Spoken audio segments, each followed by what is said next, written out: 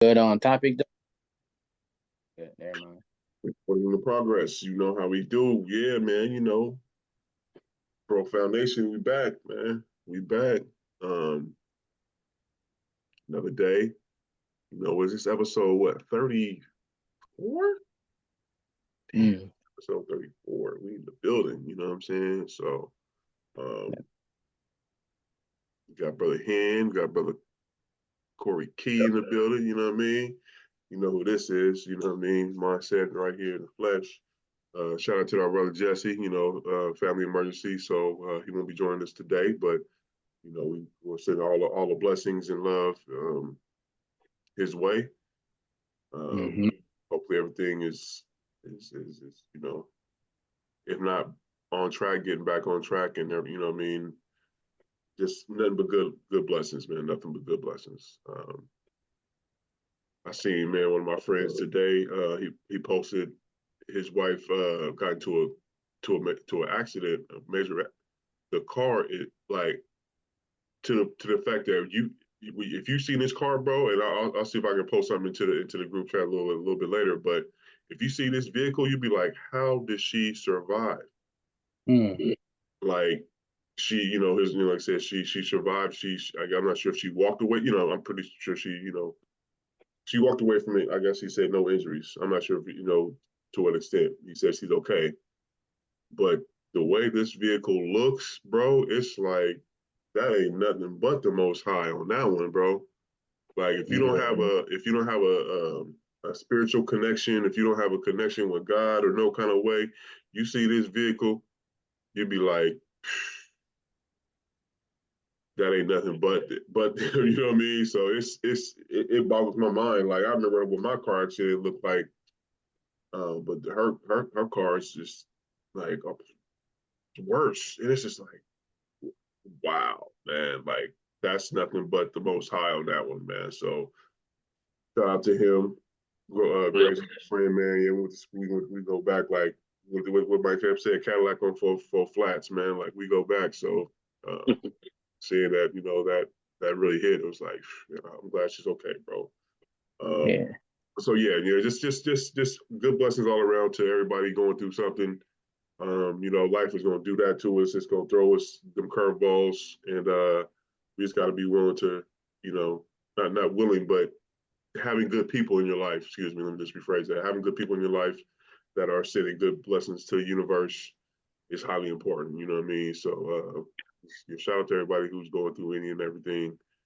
If you got good people around you, make sure that you show them your appreciation and just continue to, those who are sending those good blessings out, man, continue to be those sort of prayer warriors, so to speak, the energy, you know what I mean?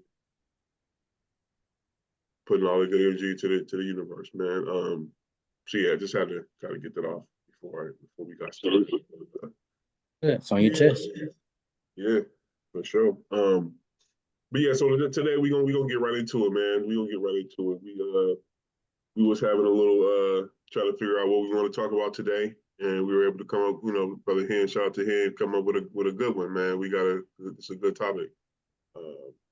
And I never heard of the term. I mean, just like so, Corey used when you was, when you when you did that, I was like, yeah, I was just about to say I never heard the term, so I didn't know what it was, I didn't know what it was. I was like, what are you talking about? Like it was back and forth with the, I just didn't know.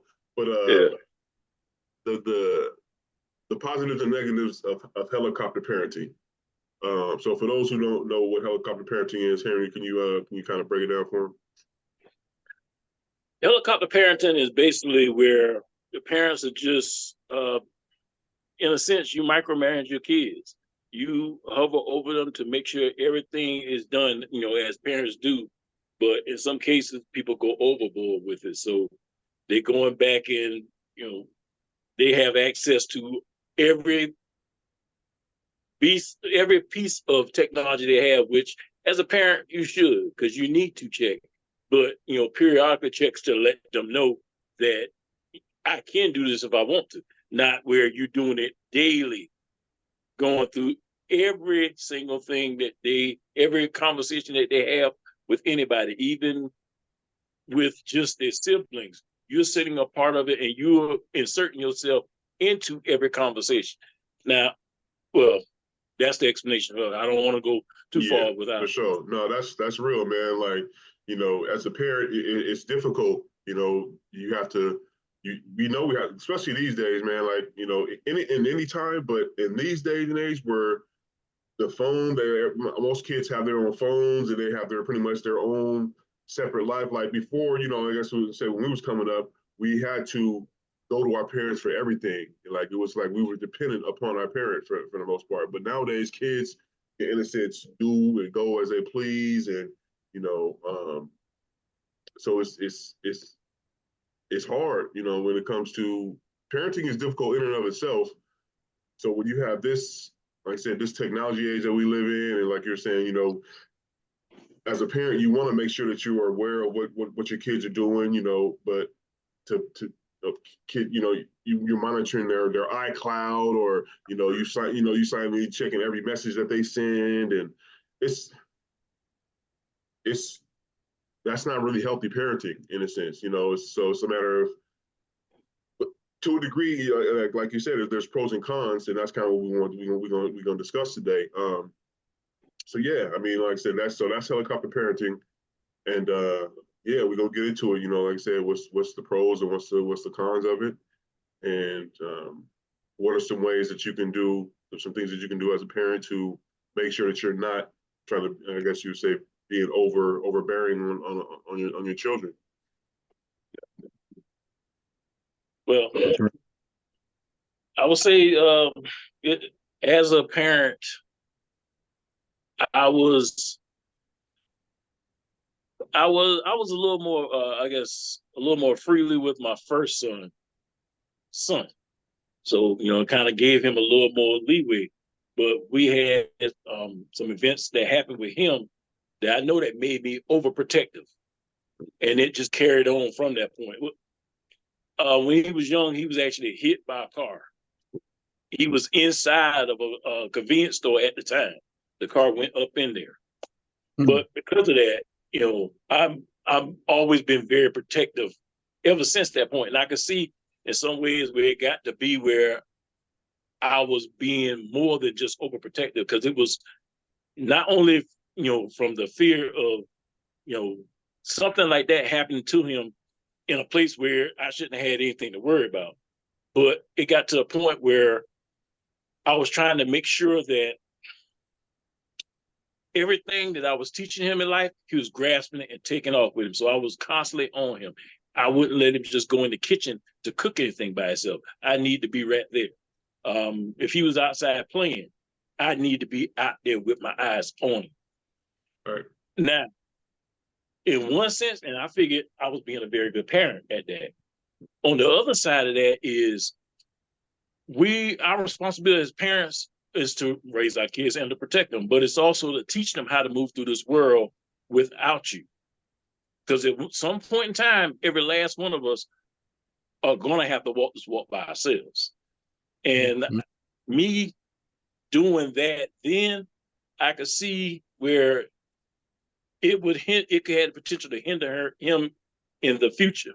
Now, with my job, I work in a manufacturing facility, so I see, you know, crops of people going in and out. It's unfortunately, it's kind of a cycle that just happens.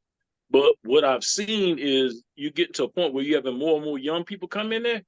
You got to tell them every single thing to do. You almost got to hold them by their hand. And the only thing I can see in that is from my example. If they had somebody in their life that pretty much did everything for them, I need to go and make sure that my 22-year-old son is up in time for him to go to work. Instead of him setting a clock, he's dependent upon you. So all those things that, you know, us as men, and I know us right now, where you might put different systems in place to make sure that you take care of things you need to take care of, I think some of that is getting lost because you've had the parents who've done the stuff for the kids throughout their lives. That's a huge con of it. The pro of it is to a certain extent, you realize you don't have a whole lot of time on this earth, or you don't even have a lot of time with them. Let me not go too far with them as kids to teach them the things that they need to know to progress as, you know, being socially with social interactions with their middle school peers or their high school, or, you know, preparing them for at some point, if they go to college, to go off and be on their own. So you got a real small window there. So you trying to cram all this in, and then, you know, giving tests, so to speak, to see if they retain it and if they know how to utilize it. So in that particular instance of it, I can see it. Because what you don't want to happen is them to get out there and then they start making these mistakes. Like, this is something we went over when you were 13, 14 years old. You should be past this point now. But you never did the checks and balances to see if they retained it and if they were utilized.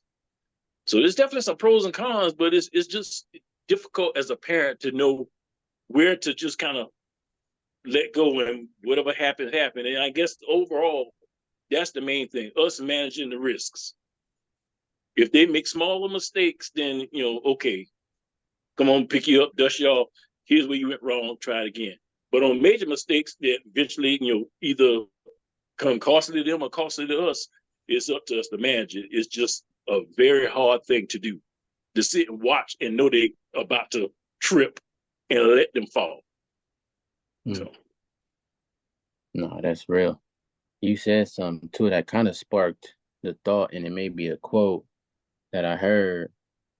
It says, if you spent more time teaching me about the things that you were protecting me over, I would be fine. You know what I mean? And I think of that more so in like a male's perspective. A lot of times when you're raised by a woman, a single woman, in most cases, again, just speaking from my experience coming up in this, I feel like a pro to it, you know, just being that parent, you protected me, which is cool. Right now, I don't really see that it's an issue. But what happens when I'm in that same environment or same situation by myself, and I don't have those same skills to now protect myself, because you were protecting me the way you best saw fit. But what about teaching me, you know, like I said, and training me up to now be able to handle it by myself? I think that's one of the cons in regards to, you know what I mean, like I said, being raised by a single parent. And now as a dad, you know, shout out to Dad Gang, being a father on my side, I feel like I'm now trying not to overprotect my son in ways where it's like, you know, he's a boy, but it's like he fall, he cry, that's cool, but I'm telling him to get back up. I still should maybe take it another step further, and I have, of course, done better with it. But like, okay, yeah, you fell, but get back up and try it again. You know, have those kind of conversations with him. Like, hey, it's okay to fall, it's okay to cry, but we don't quit. You may need to take a rest, but don't quit. And just instilling those little things in him now, it's like, okay, well, I know I didn't get that then. I just got the protection. I didn't get the teaching skills. So now with him, it's like, let him blossom on his own, even at his age, which is only 7 now.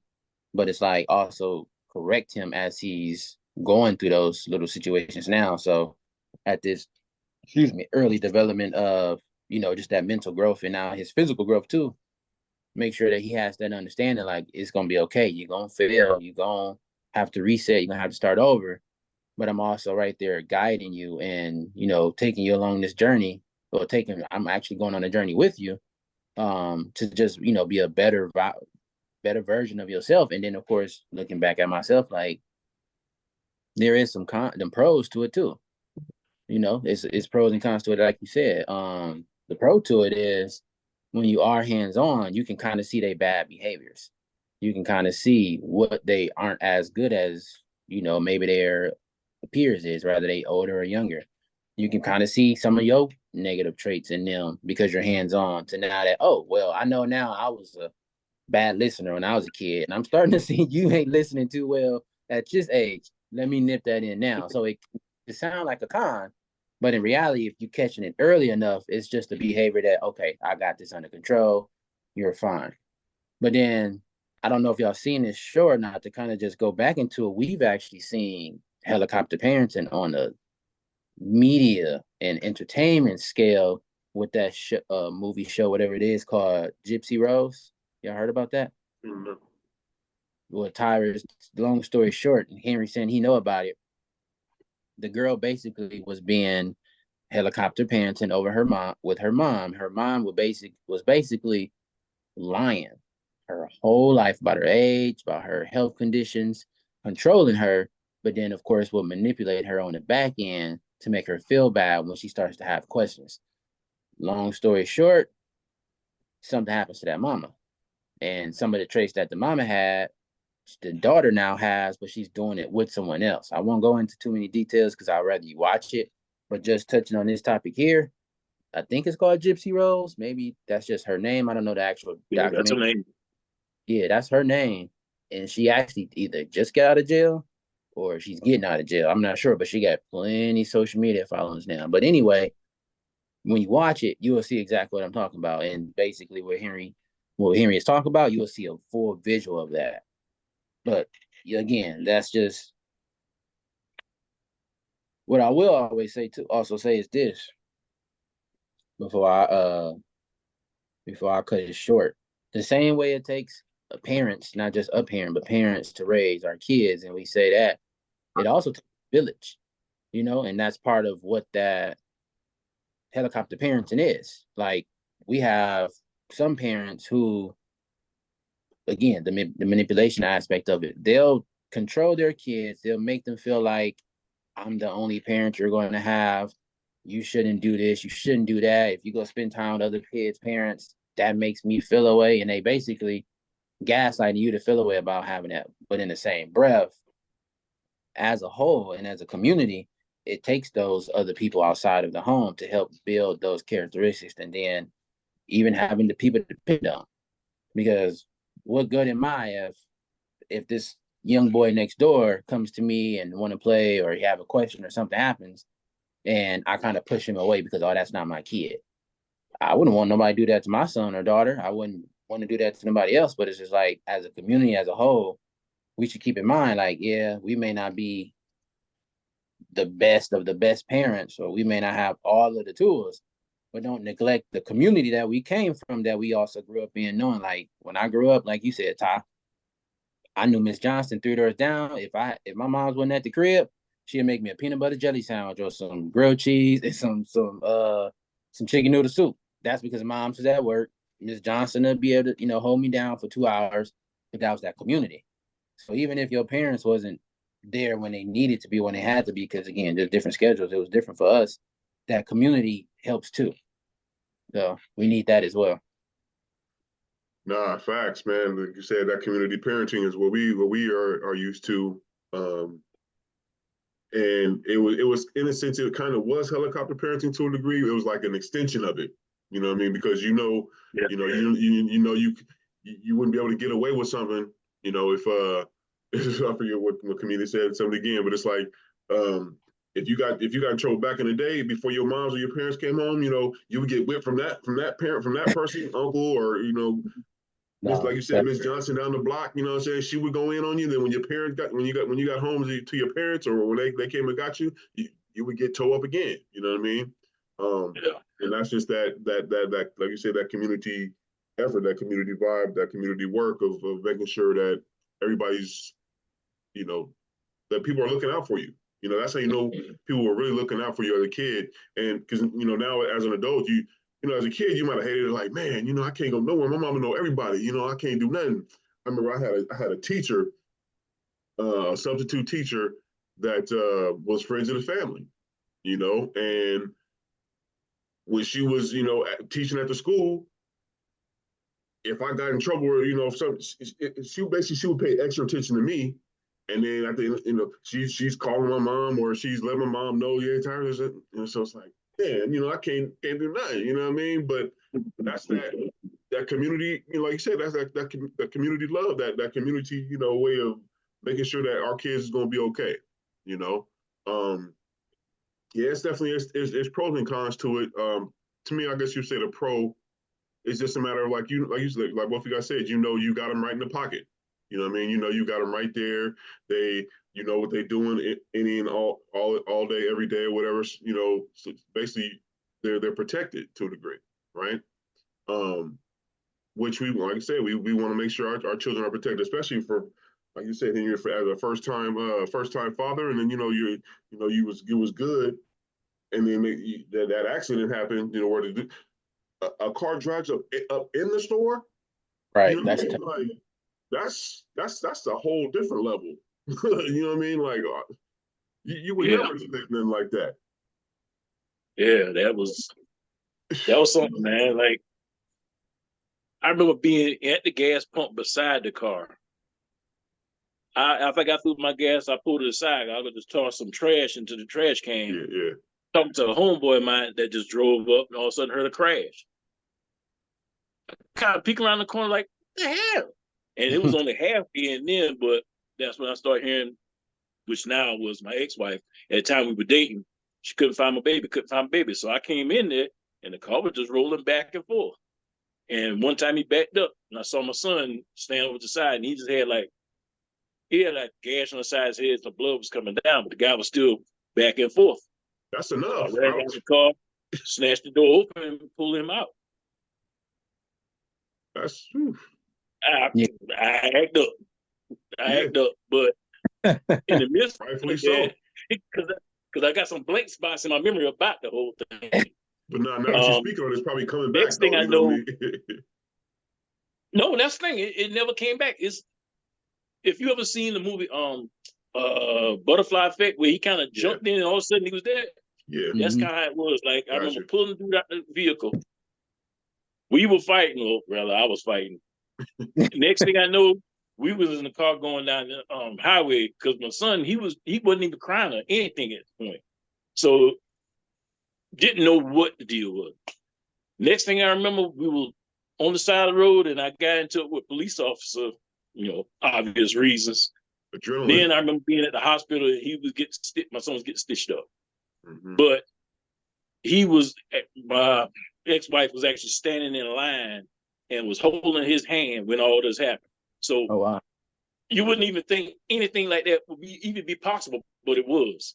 Mm. Subsequently, late on that night, found out that when that car was going back and forth, that dude's girlfriend was in there. She was pregnant. She was under the car rolling back and forth every time he was going back and forth. What? She survived. The baby survived. Matter of fact, while my son was getting stitched up, somehow or another, we all were in the same area. And she was, thanking me for whatever. Whatever. And because at that point in time, I just had tunnel vision. It was my kid. I Bro. wasn't too much thinking about what happened, with anybody else. But because of that, I know I became extremely overprotective. Yeah, I And mean, that still carries on to right now with my group in here now. yeah, It makes sense. I definitely. mean, And that's kind of what I was speaking on. It's like when something like that traumatic happens, of course you gonna make sure that I see you every. I don't want to almost go a minute without seeing you. What you doing? Where you at? What's going on? You know what I mean? And Yeah. so yeah, that's definitely what I guess in a sense it's like where your child is, what your child is doing. You know what I mean? Like it might be a situation that they don't like at the time, of course, but it's something that you feel like it has to be done and it's necessary because this world is tough.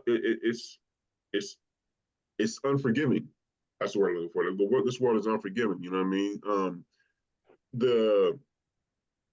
The con of it though is that if we do it too much, that could begin to resent us, right? Absolutely. You know what I mean? That's one of the things that you don't want to happen. You don't want them to feel like because when you're being a helicopter parent, you are almost nagging. You know what I'm saying? You can become a nagging parent, and then that's like I said, that's when they could end up being, resenting you, and not wanting to.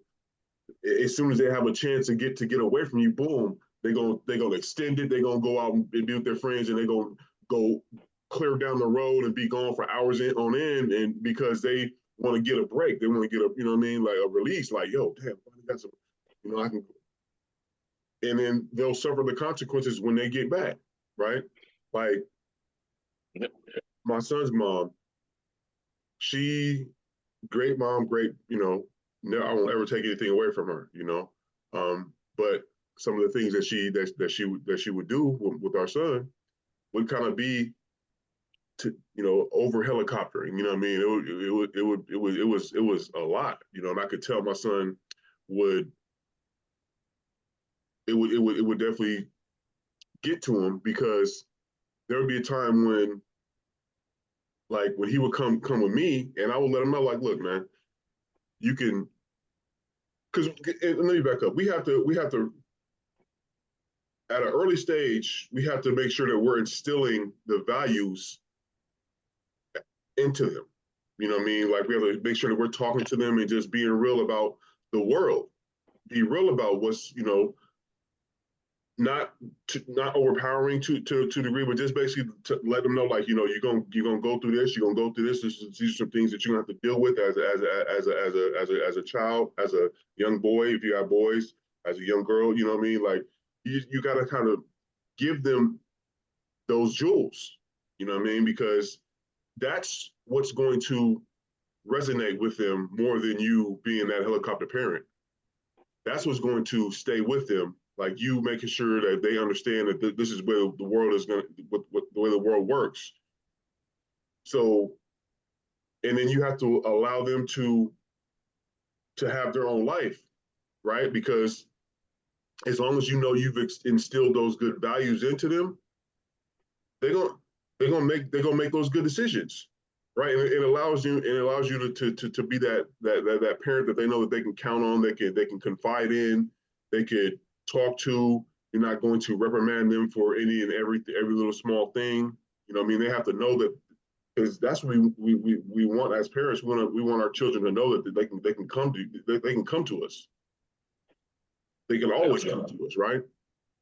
And so that was one of the things that was important with me and my son in our relationship, is that I always would instill the different things in him, and tell him, like, look, this is the way the world is going to go, such and such. And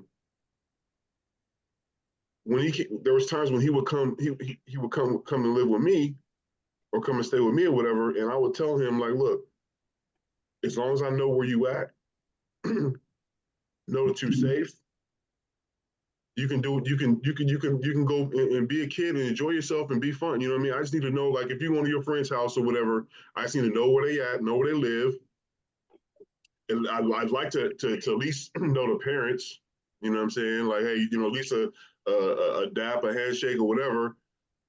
If you get out of school, hey, Dad, I'm gonna be over at Nate's house, or I'm gonna be at such house. Okay, cool. You know what I mean? As long as you're there, like I said, as long as I know where you at, you can do what you do, but don't betray that trust, right? That's the important thing. Is, like, don't betray that trust. But like I said, I would give him that leeway, but he wouldn't. It's like he wouldn't believe me, right? Because he dealt with so much when it came to on his mom's side. He felt like I know my dad said I can go do this, but I don't believe him, so I'm a like and because we've had that conversation, numerous times, and he told me, like, yeah, I just didn't believe you, Dad. I'm like, no, that's what I was trying to show you, like, look, enjoy yourself. You got to be a kid, because, like, I'll tell her all the time, like, you got to let him be a boy. You can't be clamped up on top of him. You got to let him be a child. You got to let him enjoy his. You got to let him enjoy himself with his friends. You know what I mean? And it kind of backfired a few times, but yeah, I mean, that's what happens. If you do it too much, they're gonna get whenever they get a chance of freedom, they gonna abuse it, and then they'll suffer the consequences when they get back. They won't even care, because it's just right now. Hey, I'm free. I'm gonna enjoy this time. What I mean, do what I could do. Do what I want to do right now. And then if I get in trouble, then I just get in trouble. I'll just deal with that. So it's just important, man. That, like I said, as long as you are having those conversations and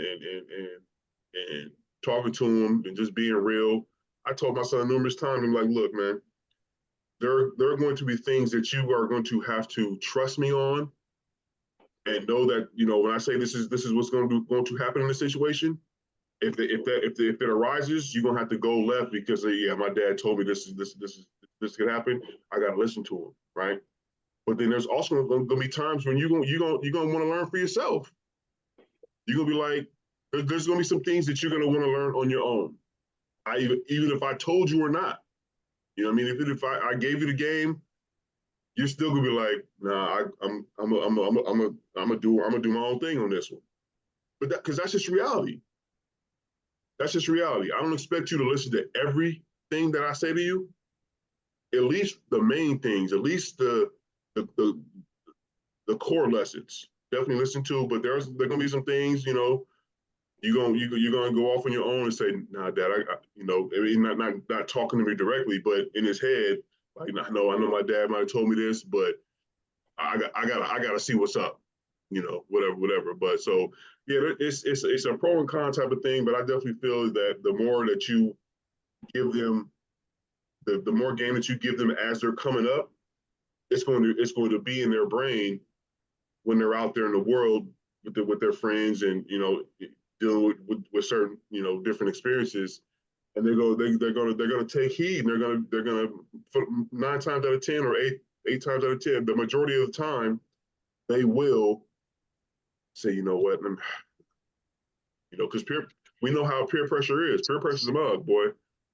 Peer pressure is a mug, and we live in an age where it seems like it's even more and more, because if you don't follow suit, you're just gonna be put online, and they're gonna put you on blast, and look at him, you know. So yeah, I think, you know, like I said, there's pros and there's cons, but you just got to be able to fit right in the middle, ride that line of not being too overbearing, but not being too, you know, give them too much leeway. Too much leeway is a whole lot of time and energy and thought process to experiment. But I think the biggest con that I know of with it, or that I recognize with it, is that that helicopter, that overbearing, has a huge potential to become toxic because you living your life vicariously through your child. You're trying to insert yourself into their world, into their lifestyle, in their friend group. You know, and that's exactly what it is, toxic. So once child get a chance to get out, any of them lessons you gave, oh, that's tainted. Mm-hmm. They're gonna still get out and just get buck wild because you always got them under your thumb. But to your point, as you said earlier, it's hard not to these days. Like I said before, about I skeptical about letting me go outside just to toss the trash in the trash can, because you having scenarios where people riding around in vans, as soon as they see the opportunity, they get it. Yeah. They add it. So you can be overbearing, overprotective, a helicopter, and you know your kid run the risk of your kids resenting you for it, or you just give them that freedom just to go through life. You know, you give them a few lessons and learn the lessons, you know, on their own. Which to me would feel like I'm doing my kids a disservice if I know that this is gonna cause, I know this is gonna hurt, and I sit and allow it and just basically sit back and watch you do it. That's tough, but I can't be there to do it for you. I cannot be your best friend in every single thing you do, every conversation. Now, even as I say that, the whole thing with people being online and approaching kids or whatnot, it's hard to turn a blind eye of that. So, I mean, you like really walking a thread's thickness of a tightrope of trying to be, you know, the right kind of parent or being that overbearing and knowing exactly when to step over that line. But, you know, what are you to do? Excuse me. What are you to do? Hey, So, you know what though? And I'm thinking just to answer that question, as I'm listening to you, it's like, what do we do when we have kids, whether it's singular or plural? I think where it starts, because as much as I say it takes a village to raise a community, everything that we're saying, whether they got issues in the world or in school or wherever at work, like y'all said, it starts at home. Everything that they know comes from home. But I also feel like as parents now, what I've actually found out and realized, especially in books that I've read lately, is that we need to set boundaries. And a lot of times we don't set these boundaries with ourselves, so we don't really know how to set boundaries with our kids. And when I mean boundaries, means like you just said, Henry, there's a thin line between being a parent and then being their friends. And I Mhm. think sometimes that that toxicity that comes from it is because you plan the fence with being that friend with them first more than their parent. And now because you are invested into their personal lives, their social media lives, and if they got a man or a girlfriend or whatever the case may be, you have to first set boundaries within yourself. So you know, like, okay, when I had this with my parents, how did that look? Okay, I gotta nip that in the bud. Now I gotta look at myself like, what am I doing now that looks like, again, what we're talking about, this overbearing of a parenthood? Set those boundaries. Start off early. Like, hey, I'm not your friend, but I love you and I'll protect you. That's one thing.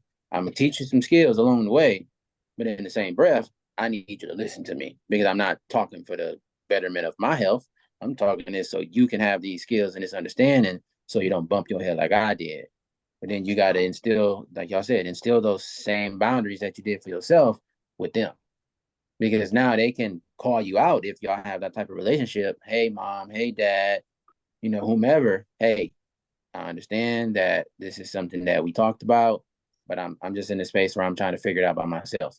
That's a healthy conversation. That's a healthy boundary. But now it allows you to be like, okay, I can step back. I can kind of relieve some of the stress that I'm having or anxiety or whatever the case may be, but then also shows maturity in them for once coming to me about it, but then saying like they got it. And I think that part of it, that boundaries, I don't know about y'all, because I know we all got sons, but I know Henry, not for you.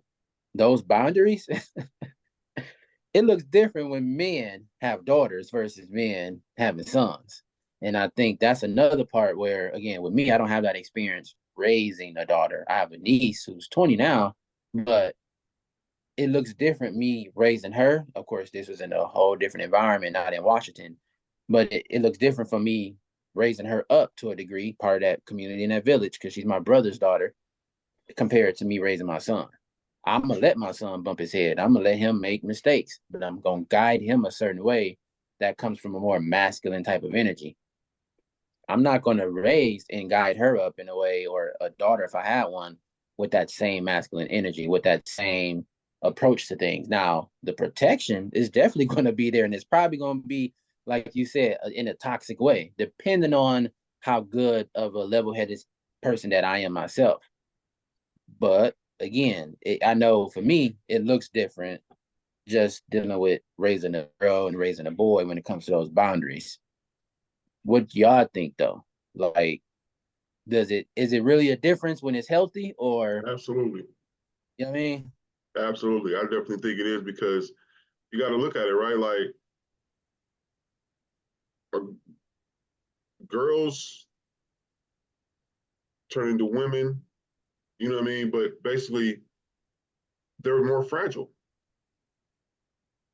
They're our girls, they're more fragile, right? I mean, you have to be, that's just what it is. And being that they have that emotional, you know, the emotional base. So a lot of the different things will affect them differently. The world is going to affect them differently, whether we want to treat them differently or not. You know what I mean? You could say if your little girl, she bumps her head or whatever, and you know tell her just like you would a boy all suck it up, you know you're gonna be all right. Then what's gonna happen? You're going to raise a more of a, I mean, I hate to say it, but that's along the lines of raising a masculine, a female in her masculine, which we don't Mm-hmm. want to do. You know what I mean? Like that's not something that you want to do. You know what I mean? You want to protect. You want to protect your son, you know, as well. But it seems like it's just more. It's increased on a when you're dealing with your daughter. You know, like I got three granddaughters. You know what I'm saying? And so I know my son is treating them differently than he is my grandson. You know, like Yeah. that's a given. So you know, you, I definitely think it's a difference when it comes to the boys to the girls because life is going to affect you differently. Life is going to affect them differently. Life is going to treat them differently. So as a boy, like I mean, we've talked about on the show before, you gotta have that hard shell on you to a degree. You know what I mean? You gotta have that um, you know, you suck it up. You know what I mean? Let's go, you know, shake that off. You know what I mean? You got this, you know what I mean? That's in a sense what the world we're more designed to handle stuff like that, you know, in that way, if you will. So yeah, I definitely think it's a different mentality because the world's going to treat them both accordingly differently. So True. That's unfortunate. yeah, it's what it's, I mean, I guess, but it is what it is though, right? It really is, you know, it kind of, I guess you say it's unfortunate, but it's just the cards that have been dealt. You know, it's like they say when a when a boy has girls, that's the you know the universe getting back at them for you know the way that they might have been towards women. Yeah. You know, so now it's like you gotta raise a you want your daughter to be with a man like you, so to speak. You know, if you've been out there being a player and you know being you know shitty towards women or whatever, do you want and in turn it kind of makes it changes you internally. It should, you know what I mean? Because it's like, nah, I don't want you automatically think like, damn, I gotta protect my daughter from men like me.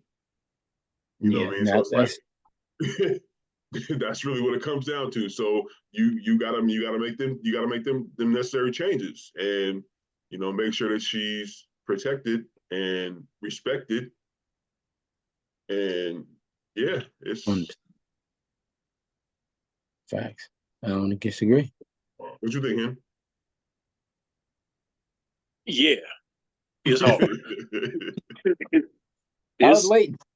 it's a totally different skill set. Like things I view with my son, I don't view them the exact same. I mean, from the simple stuff of say learn to ride bicycle, hell, learn to walk.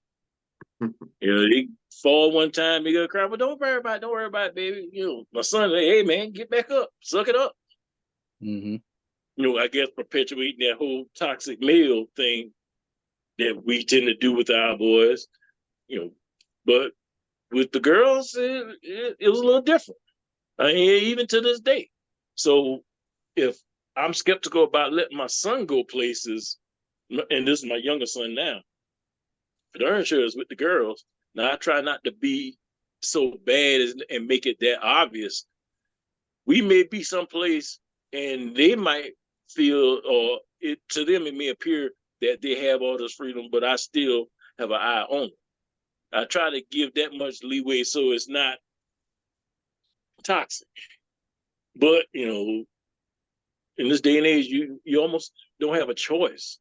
You just can't just you know leave things to chance, so to speak. Especially when you hear about all these horror stories of stuff happening.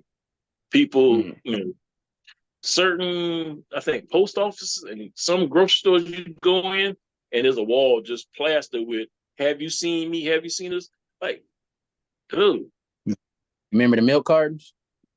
Yeah. Yeah. That used to be sad. I didn't know what that was until I grew up. Yeah. But then the other side of that is what? You just toxic always in their face. But who you talking to? They can't talk to their friends. You in there, who that? Or tell them I say hey, and you sit there kiki along with them. Like, you you creating such a bad space, and you don't even realize it. You figuring, you you showing your child that you're a cool parent. That's not the way it's being perceived. It's Mm-hmm. not. They are very much taking offense to it now. On the other side of that, imagine where you had a child that was, I don't want to say coddled, that was helicopter parented like that. And then when they finally get out on their own or get away, a little boy for that matter, he finally gets up an age and now he's out in the date world and he's having problems with girls because of how he is. But who he is comes from a Mm-hmm. place that was toxic. And the only thing, and he don't know any better. Yeah. And dare I say, I bet you most times enough when stuff like this happens, it's going to be in a single parent household. Mm-hmm. They kind of latch on to them because you kind of become their best, or rather, the child kind of becomes their best friend for whatever reason. Be it they're too young for the parent to go out and hang out and socialize with adults, so this is who they socialize with. This is who they befriend, and creates that toxic environment. And the only thing you do is you perpetuate it because once they become an adult, they continue the same type of behavior, especially if they get into having a child, having kids, because this is by example at this point. This is what they know. This is what my mom did to me. This must be what you're Mm-hmm. supposed to do. And you just creating the same thing over and over and over. Now, as far as the village raising the kids, I think the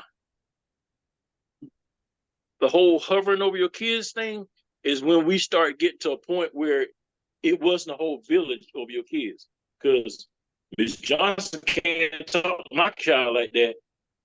You took complete ownership out of it. You took the tribe away and you put yourself in a silo. Mm-hmm. So now all those other eyes that used to help keep an eye on your kid collectively, that was the hovering. Now they see it centralized with just one person, and now they can target it with just one person. Man, mama make me sick. Every time I turn around, what are you doing? That's what all that becomes. So, Mm-hmm.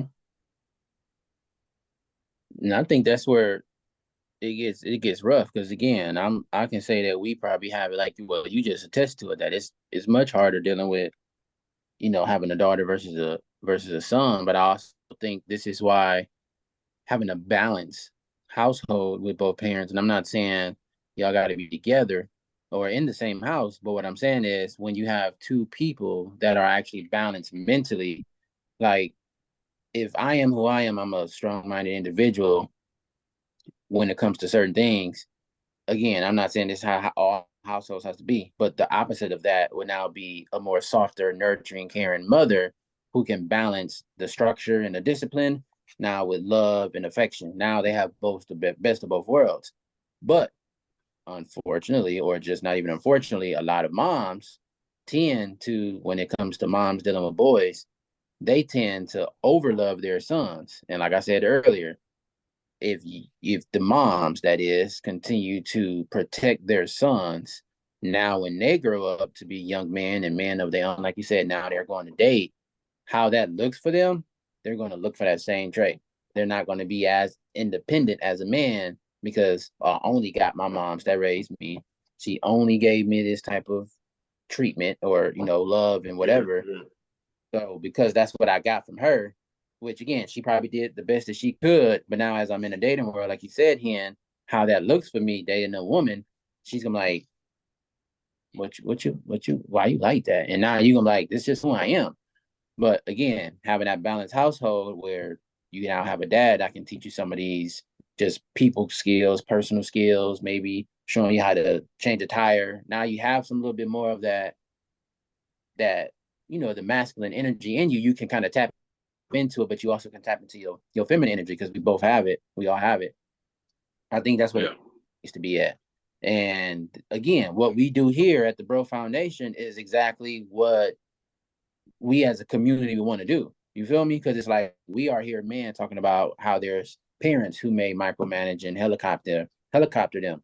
But we also know that there are young boys and young men, I mean, young boys and young women who may not have that access to this type of information. They may not have people in their corner who can teach them what we're talking about right now. But again, now we're a pillar and we're a shoulder. And at some point, we know we'll be able to have these kind of conversations and give those kids, young kids, or even young adults this type of information. Because it's like, if we sit in a group of a room right now, 10 young men, and none of them have a big brother, big uncle, a dad figure, who's going to teach them that? The same thing for the women.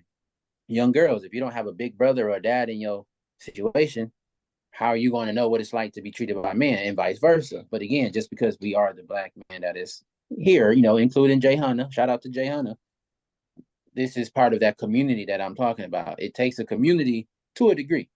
Like you said, I don't know if brother Johnson, because Miss Johnson may be the nice and sweet one, but brother Johnson talking to my son, like you said, and he ain't about to be, ain't no whooping, ain't none of that. You know what I mean? Because I don't whip my child, so you're not gonna be able to discipline my child the way you see fit. You know what I'm saying? Or even teacher Anderson. You know what I mean? My son's at school and he has a this and he has a that, or my daughter's at school. No, you're not going to handle my child the way you see fit. You call me first. I'm gonna talk to my child, and then we can collectively come together. So I'm with you on that too, because it's like, you know what I mean? It's going to fold into the school system too. You know what I mean? We can talk about how it starts at home and then we go to the world, but if we keep micromanaging our kids, that's going to show in school. And they're not going to have those boundaries. They're not going to understand what it's like to be respectful to just other people. Because it's like, I got access. This made me think. Cut that. And this may be a little left field, but it's about boundaries. Do y'all feel when women grow up with young boys or just girls in general, and they don't have boundaries and they allow themselves to dress whatever they want in their comfort of their home, but the mom is dressing like that in front of the sons? Is that crossing that boundary? Or is that giving him maybe a mentality of not to, sexualize all women? Again, but it's based off Say of boundary. it again. You know how at home, right? If you prime example, I stay at home with my mom, right? I'm 16. My mom dresses in booty shorts, just in her bras. Is that crossing a boundary again of parenthood, not maybe helicopter parenting, but just parenting where that boundary is crossed down? Is that healthy? Or is that now building this young man up to be like, oh, I need to sexualize women because I've seen it? Is that a healthy type of boundary? Because I've seen that in the world. And again, it's left field from helicopter parenting, but it's about parenting and boundaries. But I don't know. I got my own perspective of it. I think it's doing too much, but I don't know if everyone feels that way. What you think, Yeah, I Ty? agree. I agree. I agree. I think Yeah. it is. Yeah. I think once especially, I mean, you talk about 16, like after a certain age, you shouldn't be dressing like that around your son. You know what I mean? Because it's going to be difficult for him to separate that energy, right? So because he sees it at home and he sees, it's in his face. It's going to be difficult for him to separate that energy. Of course, we hope that he would be able to, but Mm-hmm. you're by doing that, you are putting him in a position to where he's going to. I feel like it's going to negatively affect him when it comes to sexualizing women. You know what I mean? So like I said, I definitely agree. At some point, after a certain age, maybe 9, 10, whatever. Once you could tell when a boy starts to understand what sex is and the whole idea of it. Yeah. You shouldn't be dressing like that around your young boy. On the inverse of that as well, as a dad, you got a young girl in the house, a young daughter. After a certain age, you shouldn't be walking around with no shirt on, and you know what I'm saying, just you know boxers Yep. or short. You know what I mean? Like your joint show, you know what I mean, like visually showing that kind of stuff. Yeah, like Yeah. you shouldn't do it. I mean, it's you have to be mindful of that because our brains are wired specifically. You know, like I said, it becomes a point where, yeah, I just cutting it Yeah. short. I think, yeah, at a No, you. certain age, you should definitely be mindful of what you're wearing around your children, be it Yeah. little boy, little girl, whatever. So I definitely agree with that one. Yeah, you should be mindful. I would take it a step further to say once that child is to a point of being aware. that's what I'm saying. Exactly. You talking? I'm talking 2 or 3 years old. Yeah, no, because if and maybe it's just me, but if you allow it to happen until the child is 9 or 10 years old, then now that about to be a battle between y'all. It wasn't no problem last year. Wasn't no problem a month ago. Why all of a sudden it's a problem now? Mm. But by the same token, I'm not walking around here with holes all in my shorts, so I'm just walking around here in my underwear because I got girls here. I Mm-hmm. can't do it. I see where it's a problem, and I'm being respectful not only to them but to you as far as not walking around like that in front of our kids. All I'm asking is for that to be reciprocated. Mm-hmm. No, Yeah. That's, and like I said, it was a one off, but it came to my head as I'm thinking about it, like these boundaries and just how parenting looks different from both sides. And I'm sure if we had a woman here, a woman point of view, she probably would feel differently. But I do think when it comes to boundaries, when it comes to parenting, boundaries are very much so necessary. And again, if we're not setting them at an earlier age, like y'all both just said, how are we then to expect them to have that foundation of respect or that gap between parenthood and friends if we don't set them? So it's a pro, and like you said, from Jump Street, it's a pro and a con to it all. How we approach that is kind of up to us. And I know as us being fathers, we see things differently than as the mothers do. Like you said, Taz, we wired differently. It's just how we're created on this world. But life experiences can change our perspective too. So that's just how it goes. absolutely, absolutely. Yeah, that's a definitely a good topic. Anybody else got anything to add to it before we as you said, wrap up? Uh Nah, I'm thinking about the show. I don't want to tell you too much about that show I was just telling you about because it kind of into it, but it was saying something like 4 steps. I want to kind of drop this just kind of on a positive side of what I think parenting looks like. It's a step where first we need to show them what it is that they need to do or what we want them to do. Then we need to do it with them so we can still guide them, but give them some access to it. And then once we take that second step, the third step is basically watching them do it by themselves and again periodically checking on them. Then the fourth step is just letting them be free. I feel like we kind of may need to implement that, or at some point we need to put this all over the world for those who may need those breakdowns.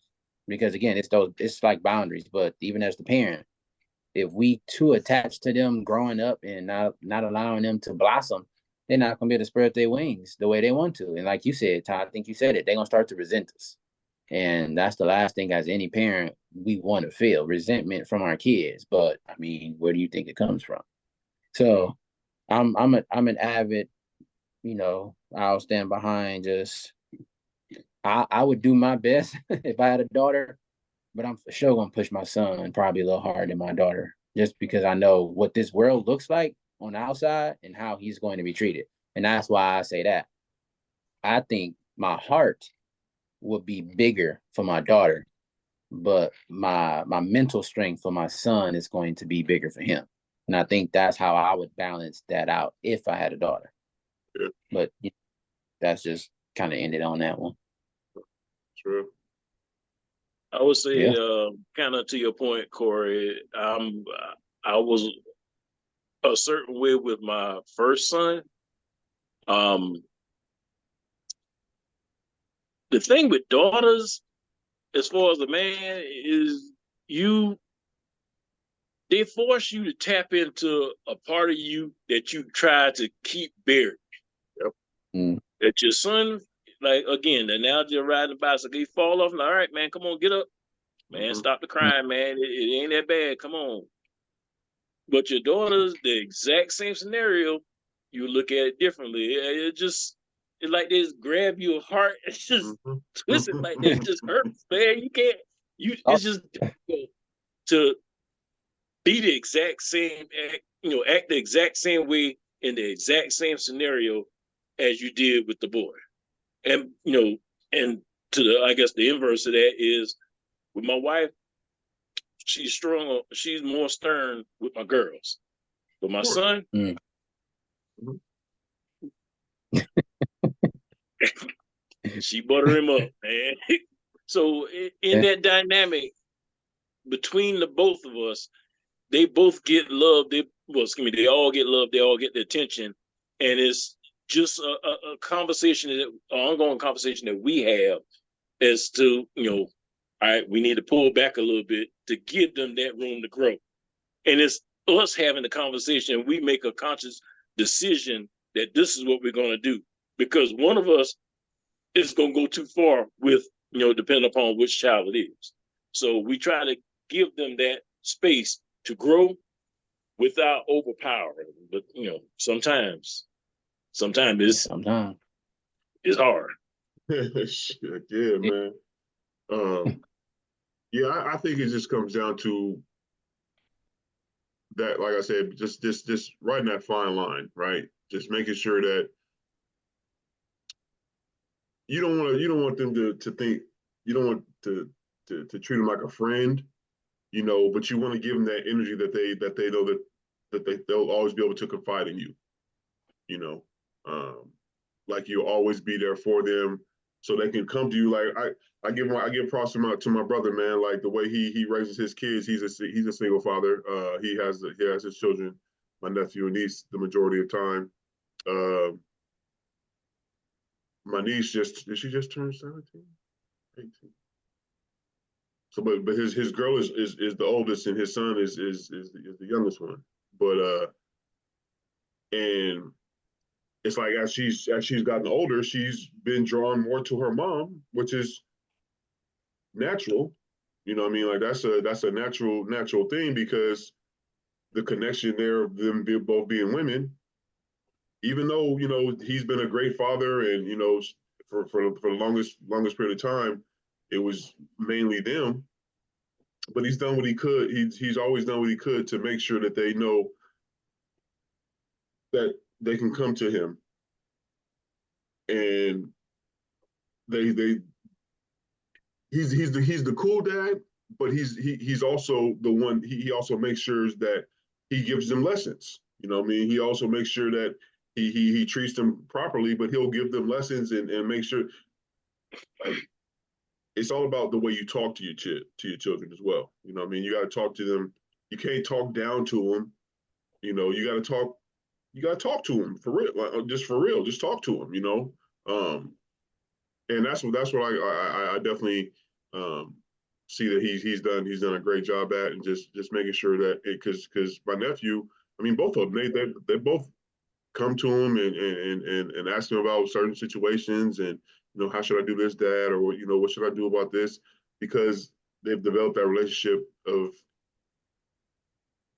them being able to him giving the energy that they can always come to him, and that's what's vitally important. You always want to make sure that your children can have that conversation with you, no matter what it is. And so that's what I feel like is just you just got to make sure that you are, like I said, it's a fine line that you gotta ride, but can't be too overbearing, overpowering. Can't helicopter too much. You know what I'm saying? Arnold Schwarzenegger always say, "Get to the chopper," but no, you don't want to get to the chopper when it comes to parenting. You know, what I mean? Like you want to let that chopper, let it land for a little bit. Mhm. Because they end up being like gunchips. You know what I'm saying? Like, but no, you know, it's a tough sledding, man. Parenting is tough sledding, man. Like Facts. it's because you're always. It was in a movie I just recently seen, but it's like Beverly Hills Cop 4. you know what I'm talking about. You know, man, for real. What she say? Like what he said? I forgot what he said. What she said? You were always the parent, and I'm always the child. No, you will always be the parent, and I will always be the child. So regardless from infancy all the way up until that child completely grown, you will always be the parent, and their role will always be the child. Yeah, Mhm. yeah. And but at the same time, it's the fact of like I've never, you've never been how's the, I can't remember exactly how the phrase goes, but like just as this is my first experience, no matter how old you get, like Mhm. I've never been a father for a child at this age, just like you've never been a child to a parent. You know, just that whole um dichotomy, I guess you would say, but just that whole exchange. Like my son is 28 now, but this is my first time experiencing, you know, like no matter how old he gets, I'm gonna still be his father. But I've never been a father to a 28-year-old. You know what I'm saying? So it's like Mhm. we're both learning. We're all learning. So even Mhm. though yeah, you might be getting older and they're getting older, you're still learning as you go. No matter how old you get, you still learn. You're still learning. You're still learning on the job. You know. So Yep. Mhm. it's one of those situations where it's gonna continue, and you're gonna make mistakes along the way. They're gonna make mistakes along the way, and you just gotta figure out what the best way that you can. Okay, how can I handle this situation currently, and Right. go from there. Well, what would I want Yep. in this situation if I was them going through what they're going through, vice versa. You know. So It's real. yeah, man. Yeah. Pros and cons, Yep. man. Like, go ahead, him. Yep. Now, I was just about to say that was a little hot exchange that they had Yeah, at that point in time in the movie. She said that, and I think Mhm. Eddie Murphy's line was, "You got to remember, I've only been a father as long as you've been a daughter." that's the That one. was the line. That's Yeah, I the think one. you were referring to. That's the one right there. Exactly. Yeah, That's the one that right there.